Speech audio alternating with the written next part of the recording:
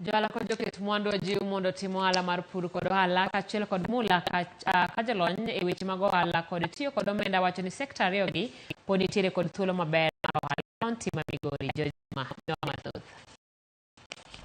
Romono kod bengi no mar Equity mane okelo kamoro achiel johala matindo kaachiel kod joket mondo e kaunti ma Migori. Johala gi kaachiel kod noyudo thuolo mar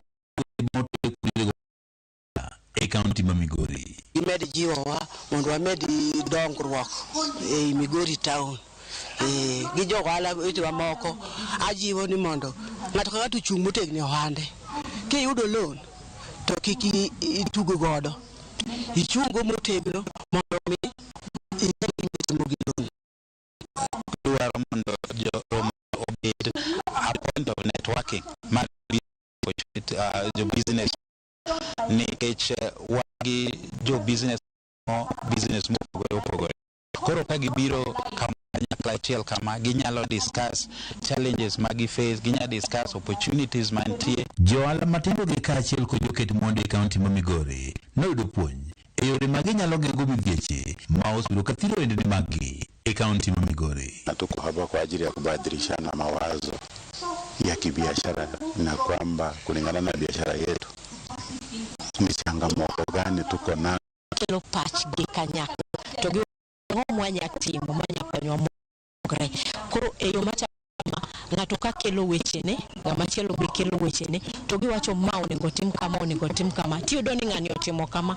Meneja mar bengi mar Equity bade ma Migori ni Katela wach ni jiwo tudruok e kind johala gi wegi dhi konyo mokalo e tego ohala e kaunti ma Migori. Wakelo gi together mondo we join hands together, we join minds together, we create opportunities and avenues that they can be able to do their business efficiently and effectively. Atela no jiwo johala e kaunti ma Migori kod kaunti moko ni koro donjre e ohala moko ma oting'o mano ma pur mar ohala ma bende wacho ni nyaka sani mnathin johala e mosedonjie e kaunti ma Migori. Migori nigi koth maber kendo jowa rotuba ber Migori.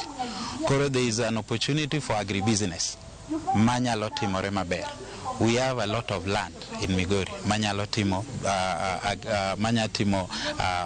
jinyatimo farming. Tend kaunti ma Migori ne osingo mar medo keto lwasi makare mar timo ohala e kaunti ni. Nitie kaka olos policy manitie mwaloso ma wa target go johala matindo.